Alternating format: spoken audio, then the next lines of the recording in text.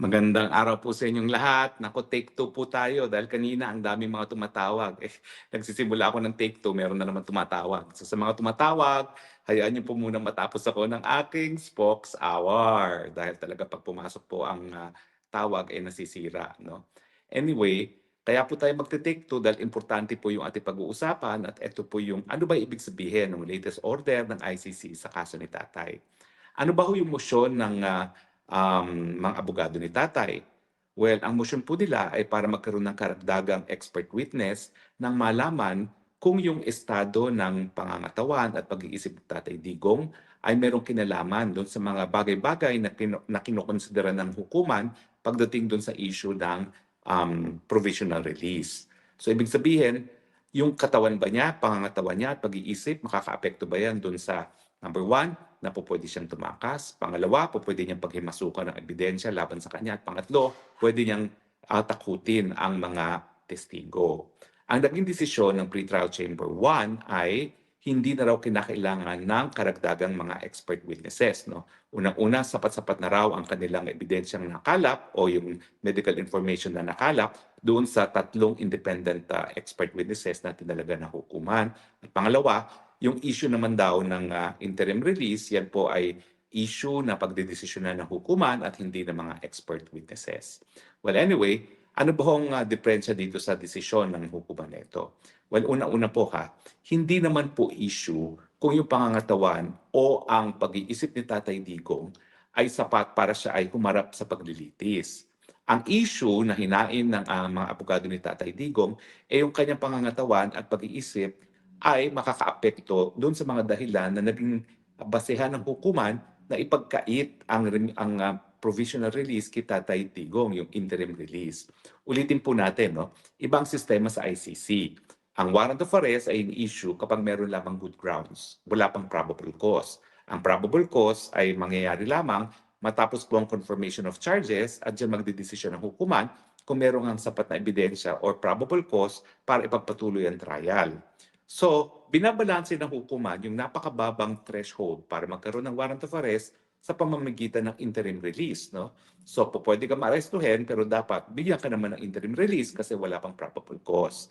So, yun yung pinag-uusapan po, yung issue nga ng panandali ang kalayaan ni Tatay Digong at kung yung talagang pangangatawan ng pag-iisip ay makakaapekto doon sa desisyon kung pwede siyang pagbigyan ng panandali ang release samantalang wala pa naman ding probable cause.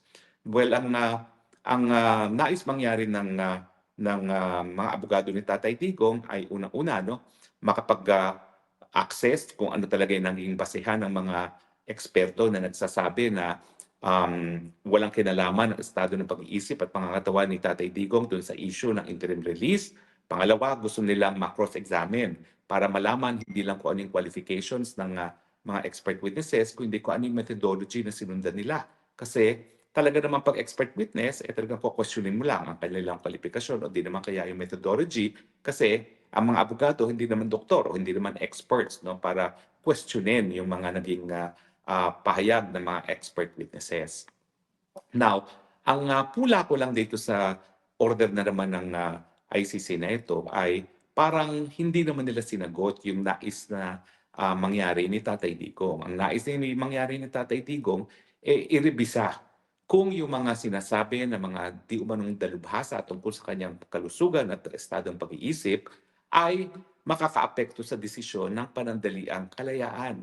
Hindi naman pinag-uusapan yung fitness to stand trial. No? Tinitingnan lang natin kung yung kanyang pagiging limot-limot at saka yung kanyang pagiging natutumba habang naglalakad mag-isa ay dahilan para siya ay magkaroon ng flight risk, dahilan para siya ay manakit ng mga testigo, dahilan para siya ay um, um, maghimasok doon sa mga ebidensya na isusumiti sa kanya.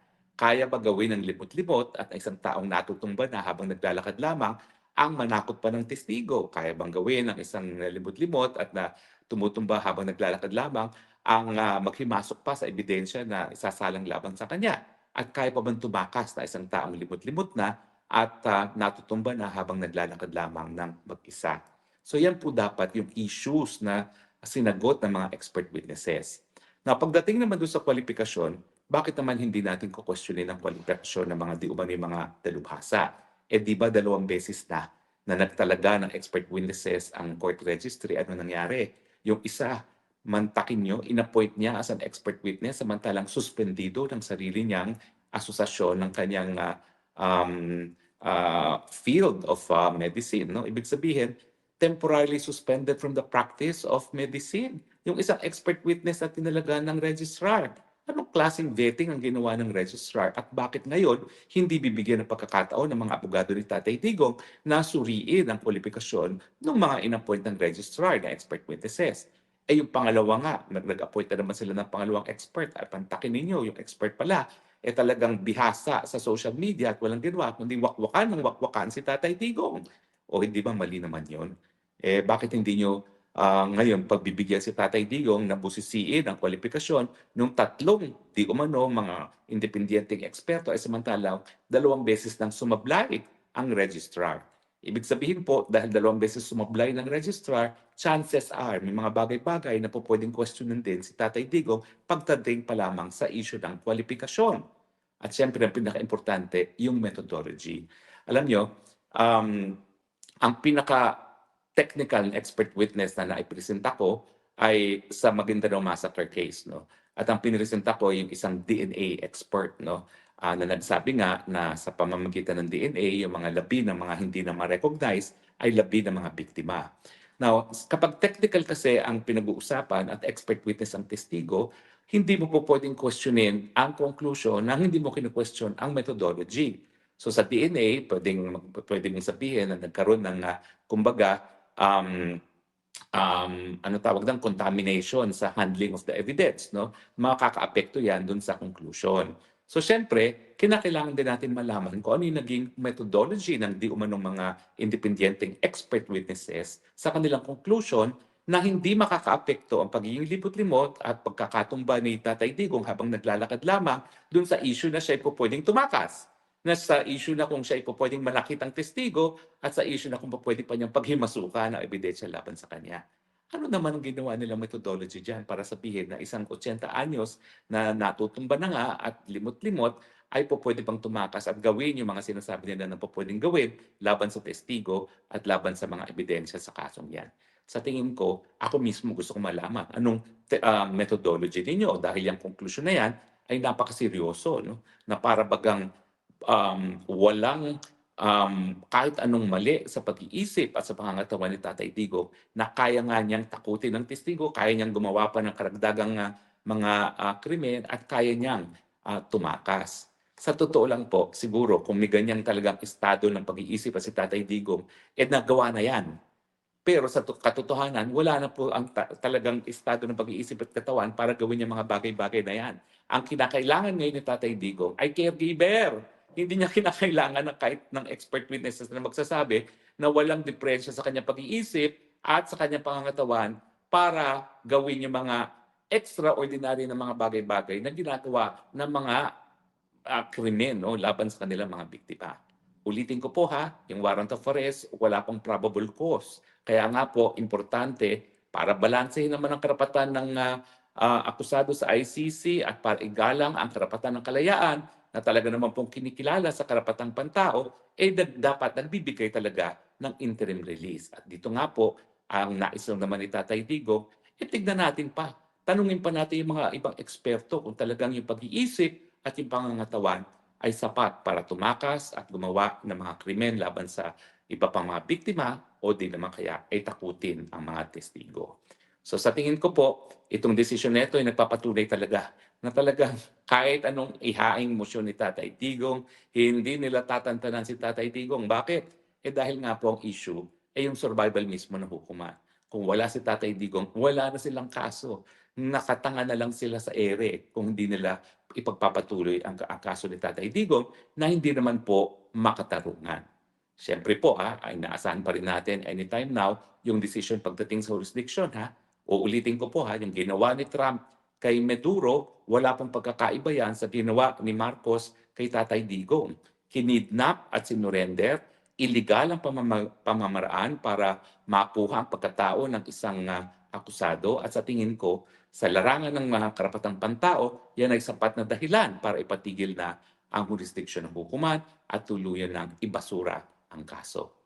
Naku, nalulungkot ako kasi kanina mas marami tayong viewership, 'no. Ngayon lumiit na ang viewership maski tinake 2 ko dahil nawala nga daw yung aking sound system.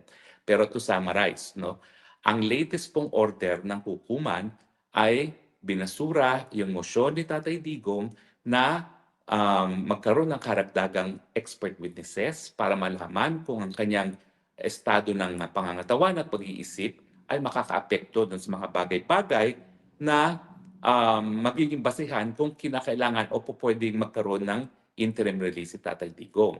Itong mga factors na ito ay yung posibilidad na siya'y tumakas, posibilidad na siya'y gumawa ng mga karagdagang na krimen, at posibilidad na takutin ng mga testigo. Ang Tatay Digong naman ay nagsabi na hindi sapat, walang sapat na dahilan para sabihin na yung estado ng pag-iisip at pangangatawan ni Tatay Digong bilang limot-limot na at natutumba habang naglalakad mag-isa ay mga bagay-bagay na talagang magpapakita na pupuwede siyang tumakas, pupuwede siyang gumawa pa ng bagong krimen, at pupuwede pa siyang manakot ng testigo.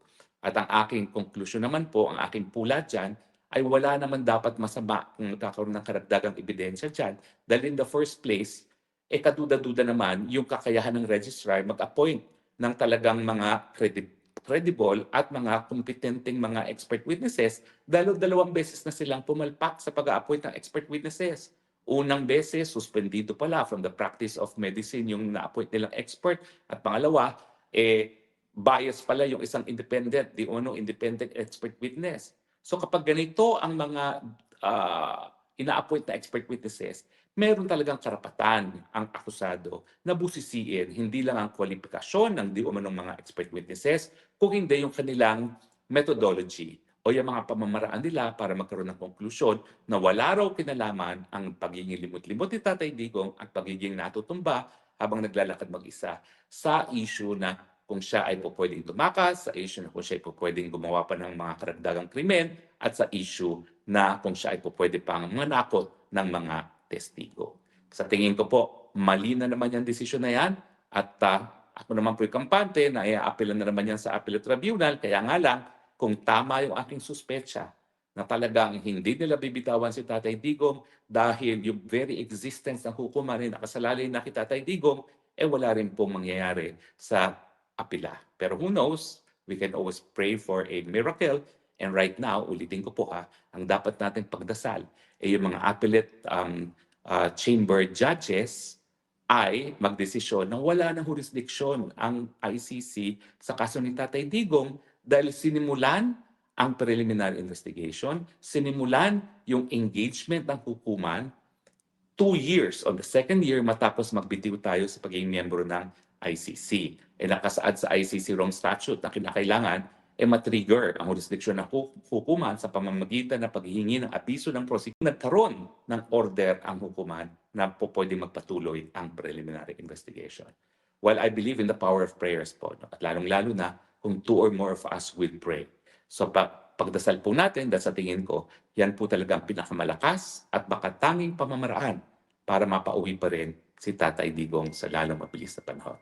Pasensya na po kayo kung ako talaga ay umaasa pa rin na mapauwi si Tatay Digong dahil in the end, naniniwala pa rin ako that God will not allow an injustice to be done to a good man. At yan po si Tatay Digong. Sana po naintindihan ninyo itong latest order na naman ng hukuman at patuloy po tayo magdasal.